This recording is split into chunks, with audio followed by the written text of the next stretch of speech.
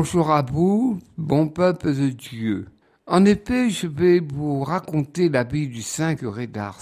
Mais tous les saints, quels qu'ils soient, autant Saint Benoît, autant Germaine de Pibrac, autant autre Catherine Labouré qu'on a fêté avant-hier, tous sont reliés à Jésus. Sans Jésus-Christ, ils ne sont que rien.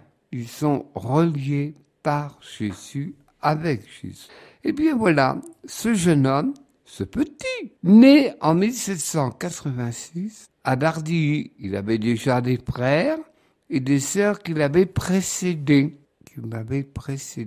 Et là, bien sûr, une famille très paysanne. À cette époque, la France n'était habitée que de paysans ayant le bon sens paysan. Là, bien sûr, aussi, il grandit. Et sa mère lui faisait faire la prière chaque soir. Et c'est comme ça qu'il a appris à aimer Dieu. Mais cependant, il avait un appel spécial. Il était attiré par la prière. À l'âge de 3 ans, tout le monde le cherchait. C'était l'heure du dîner. Et on a un réveil, on a faim, il est l'heure. Mais où il est le petit? Il n'est pas noyé dans la mare, non?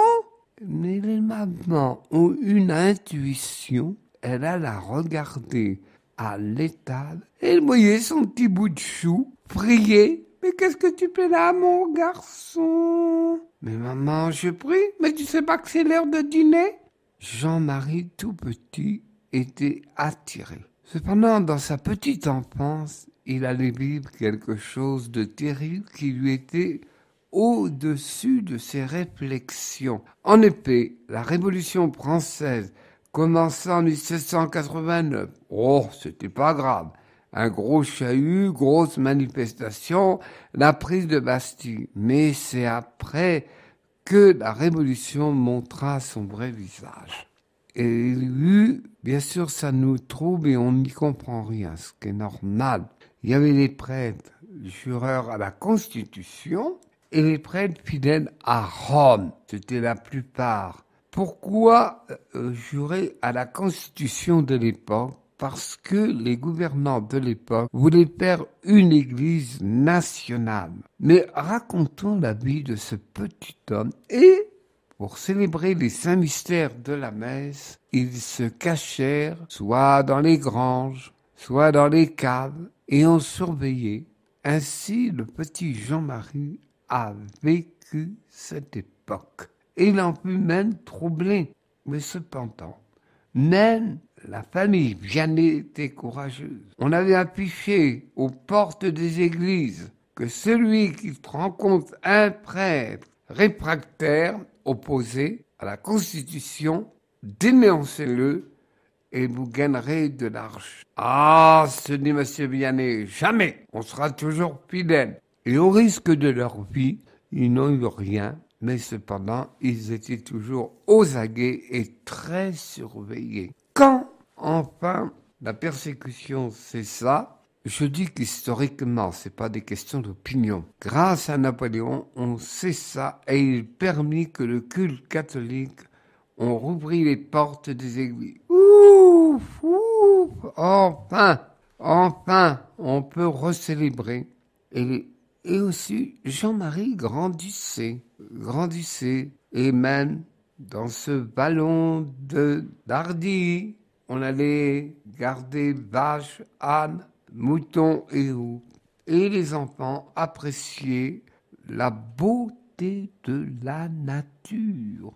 Ils grandissaient. Et mon Jean-Marie, il te faut travailler, il te faut buter la vigne.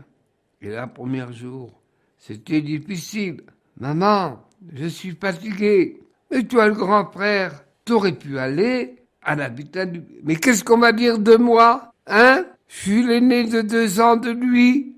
Mais Jean-Marie persista. Mais ce qu'on redécouvrit le plus de lui, il était toujours en train de prier au pied d'une croix. Et les braves gens disaient, celui-là, on peut en faire un curé.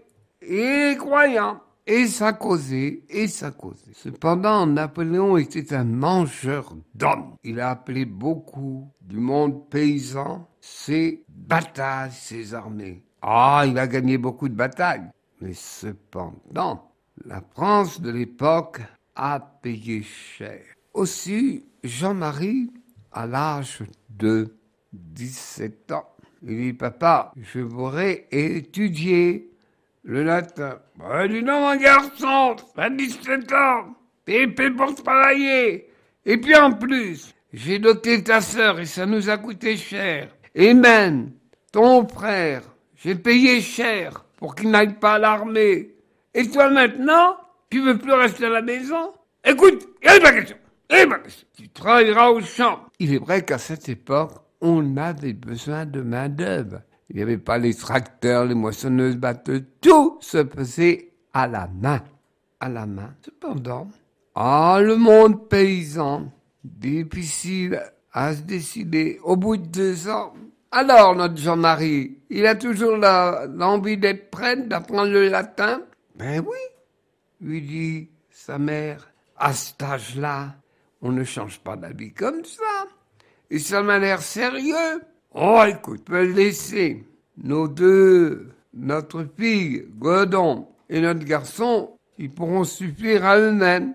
Mais à Écueillé, on parle. Oui, on apprend le latin.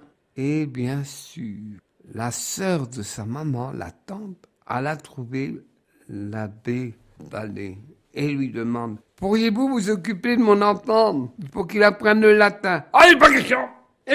J'ai trop de travail, j'en ai déjà 4 et étudié. Eh bien, puisqu'il en est ainsi, laissez-le vous demander. Et là, le contact, le regard, ses yeux beaux bleus de ce regard, l'abbé Ballet dit, bon, je le prends. Mais quel caboche pour apprendre le latin, car à cette époque, tout l'enseignement était donné dans la langue latine. Et pour lui, c'était horriblement dur. Mais l'abbé Ballet, on lui doit beaucoup.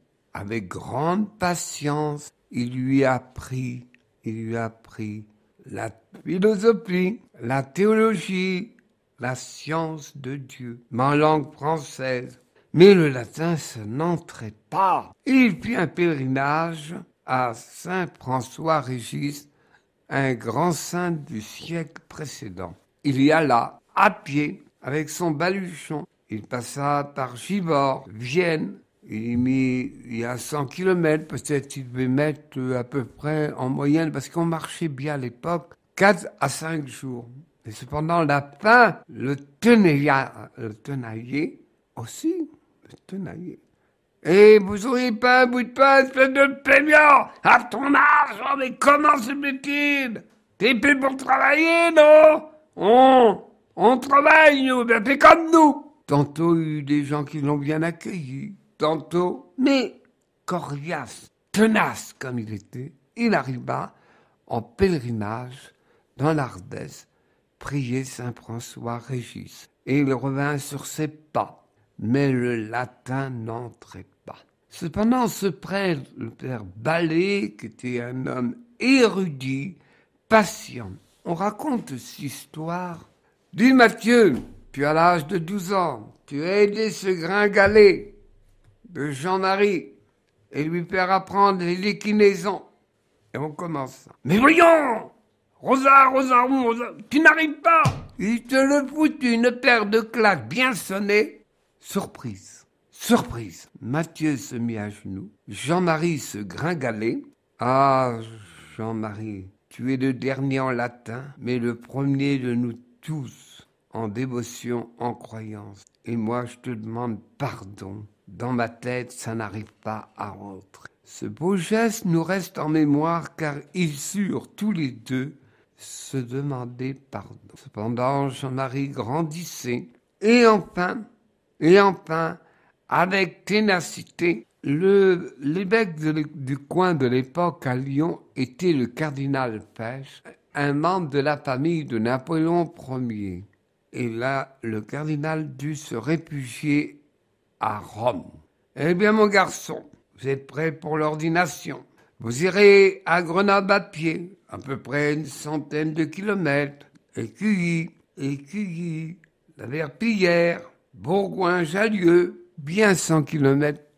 Lorsqu'il arriva le 13 août, alors, il frappa à la porte de l'évêché. « Ah, mon garçon, vous avez la capacité d'être ordonné prêtre ?»« Oui. »« Monseigneur, on s'excuse de vous avoir dérangé pour un seul homme. » Et le regard du vieil évêque Simon et de Jean-Marie, les cieux dans les cieux, se regardèrent et dit « Voyez, messieurs, j'ordonne un prêtre et qui sera un grand saint. » Et Jean-Marie revint après le 15 août, et lorsqu'il arriva à Écueilly, « Mais qu'est-ce qu'il fait? Il n'arrive pas assez vite !» Et tout d'un coup, les gens le reconnurent. « Mon père, bénissez-moi !» C'était la coutume, et elle existe encore, que le jeune homme qui est ordonné nouveau prêtre bénissait Dieu. « Non, je veux voir l'abbé Ballet. » Enfin, ils se rencontrèrent, ces deux hommes. « Monsieur Ballet, grâce à vous, grâce à votre ténacité, eh bien, ténacité, grâce à vous, je suis prêtre. Je vous bénis. » Et bien sûr, Jean-Marie resta vicaire pendant 2 ans à Écueilly. Et les gens étaient ravis. À l'époque, les prêtres avaient le temps d'aller voir les uns les autres, particulièrement les malades. Et voilà qu'on relate cette histoire. Jean-Marie Vianney allait voir une maman malade. Cela dura peut-être un quart d'heure. Et après, il partit. « Mais maman, que se passe-t-il? Avant, t'étais toute tristounette. Maintenant, t'es toute joyeuse. Quand est-ce qu'il t'a raconté ce nouveau prêtre? »« Ah, ma petite, Jean-Marie m'a donné la force et le courage en disant « Mes souffrances, offre-les pour le secours des âmes. » Et bien sûr, Jean-Marie resta 2 ans et la population le regrettait, tandis que l'abbé Ballet, ayant fini son pèlerinage sur cette terre, s'en alla. Les gens allèrent trouver à Lyon l'évêché et lui dire « On voudrait le garder. » « Ah non, il est peu intelligent. » Les gens ne manifestèrent pas comme on fait aujourd'hui. Eh bien, on va le nommer. Et là, ils se réunirent, les quelques prêtres, ils disent « Oh, on peut le nommer à Ars, une paroisse où il y a peu d'amour. Et puis il fait tellement des pénitences qu'il aura le temps. » Vous êtes dur avec lui. Toutefois, Jean-Marie alla à Ars, ce village perdu, ravagé par la Révolution. On croyait ni à Dieu ni à diable. Et on vivait comme on pouvait. Et voilà qu'arrivé à la rencontre, ce lieu, un brouillard où on ne voyait même pas 3 pas. Et les enfants, bergers, s'amusaient, taillaient du bois pour faire du sifflet et autres. « Dites, mes enfants, où se trouve Ars ?»« Eh ben, lui dit un garçon, voilà, vous allez en bas, vous suivez le chemin de terre et vous arrivez à Ars. » Et le saint curé lui dit, « Tu m'as indiqué le chemin d'Ars, et maintenant, je t'indiquerai le chemin du ciel. » Et ce garçon était Antoine Gide. Au-dessus de Ars, en effet, il y a cette statue qui évoque cette rencontre. Et lorsqu'il arriva à Ars, on regardait plutôt les chiens que le curé. Allons à l'église. Tout en poussière, tout délabré. C'est pas possible. Il n'aime pas le bon Dieu. Il n'aime pas le bon Dieu. On rentra dans le presbytère. Il y avait encore une grande cheminée avec une rôtissoire de l'époque. Mais lui, il n'aime pas Dieu. Et le lendemain, il alla chez la comtesse d'Égaré. « Ah, vous êtes le nouveau curé? »« Eh oui. »« Ah, j'ai vu. Il n'aime pas beaucoup le bon Dieu. »« Oh, monsieur le curé, n'exagérez pas. Ce sont des braves gens. » Oui, mais ils n'aiment pas le bon Dieu. Et vous savez, monsieur le curé, ils sont 240 habitants. Et il y a 4 bistrots. On disait pas le café à l'époque. 4 bistrots. Et là, dites, vous m'avez mis des meubles au presbytère. Non, je veux vivre dans la pauvreté. Eh bien, comme vous voulez, monsieur le curé. Je l'ai préenlevé. Et là, quand il partit, Madame Desgarets fit cette réflexion. Oh, c'est pas n'importe curé qu'on a vu. Et bien sûr, la première fois dans les villages, lorsqu'un nouveau curé arrive, tout le monde voulait voir ce qu'il en est. Eh bien, se dire les paysans du coin, on le connaît pas bien, mais quand il célèbre les saints mystères, on croit et on voit qu'il croit. Ah, qu'est-ce que c'est que ce curé? Bien sûr, Jean-Marie, une paroisse toute délaissée. On est choqué aujourd'hui. Il s'attaqua au bistrot de l'époque. Pourquoi? Oh, c'est un rétro celui-là. Non. Les femmes à cette époque n'avaient pas le droit d'entrer dans les bistrots. C'était dans les mœurs de l'époque. Mais alors, les hommes qui buvaient à plus soif, ils dépensaient tout leur argent. Et les pauvres femmes étaient obligées de leur amener, c'est à peine s'ils tenaient debout.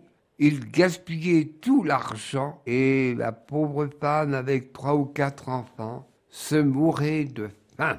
Et le curé, petit à petit, en chair où il prêcha.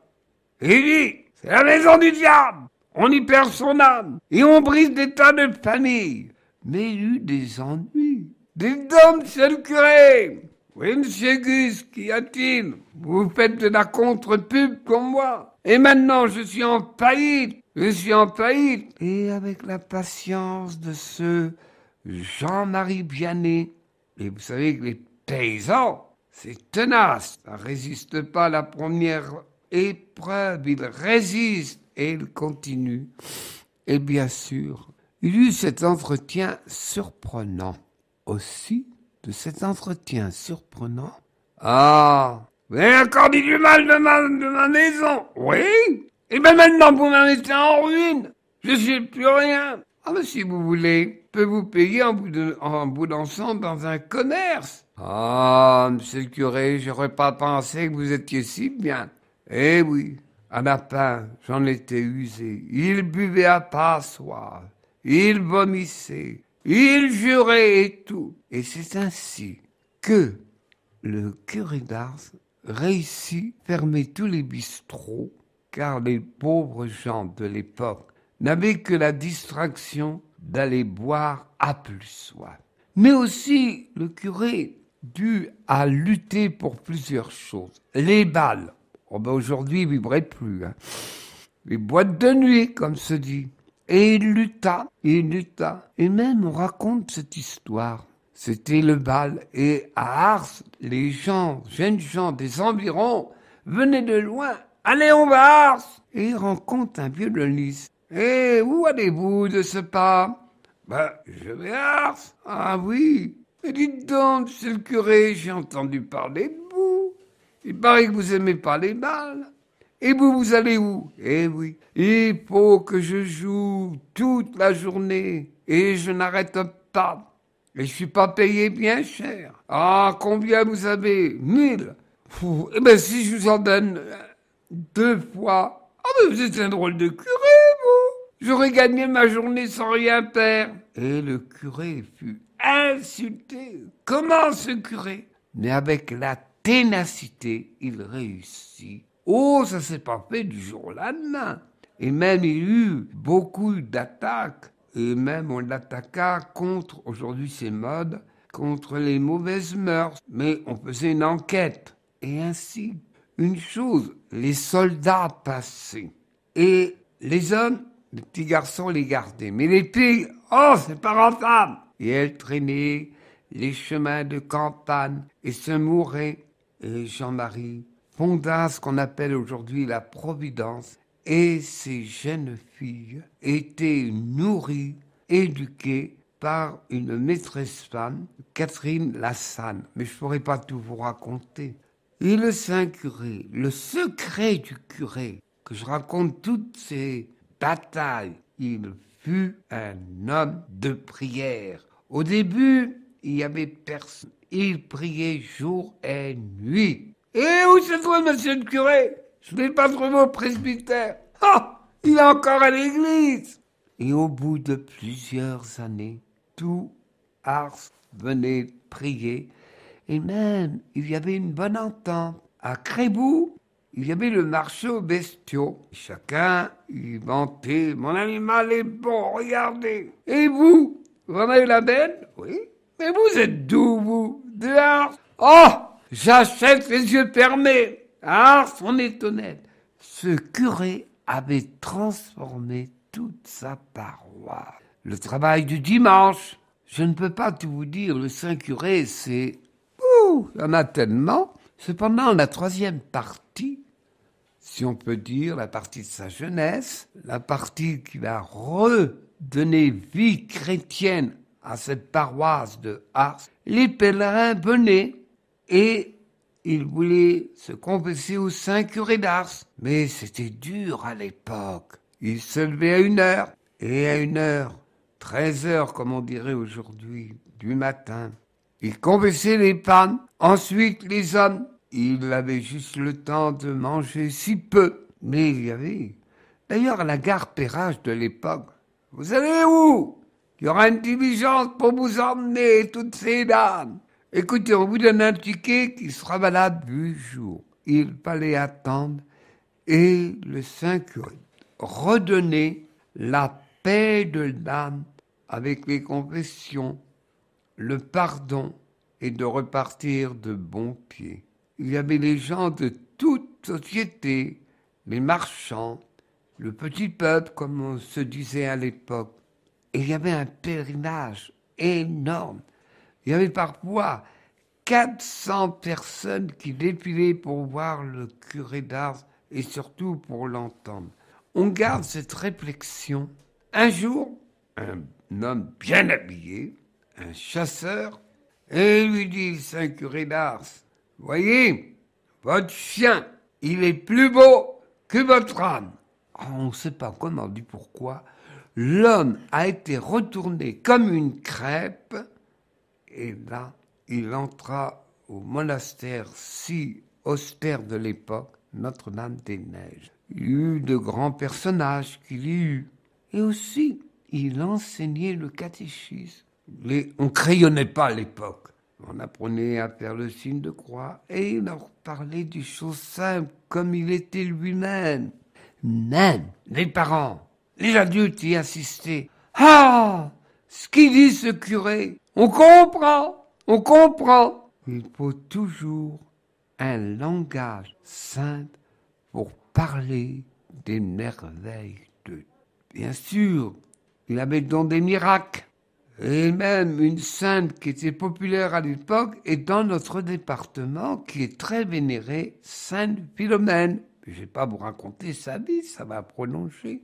Sainte Philomène, qui est vénérée à Montmort, qui est vénérée à Beau-Vitrail, à Chorges, et puis aussi même à la Salette, il y a une belle statue de cette petite héroïque qui a été persécutée sous l'empereur Dioclétien. On me dira, mais Philomène, elle n'existe plus. Ben, quand vous irez au ciel, vous direz, Philomène, existe-tu? Me voilà. Oh, bon. Et le saint curé d'Ars attribuait beaucoup de miracles à cette sainte connue. Je suis obligé d'abréger comme partout. Il a été attaqué par le démon. Et quand il était attaqué, il l'empêchait de dormir. Et il disait dans cette expression paysanne, le grappin, il est vraiment pas intelligent. Il prévient la mort. Et demain, je pêcherai un gros poisson. Aussi, il put rappeler à Dieu en 1859 un homme de Dieu. Et aujourd'hui, il y a encore beaucoup de pèlerinage à Ars. Voilà ce grand saint honoré quand Jean-Paul II passa à Ars. Jean-Marie Vianney, dit le saint curé d'Ars, est un homme hors pair. Bon peuple de Dieu, merci de nous avoir écoutés, mais avec les moyens de locomotion si rapides, allez à Ars et vous sentirez la paix de Dieu en vous-même. Merci de nous avoir écoutés, bon peuple de Dieu.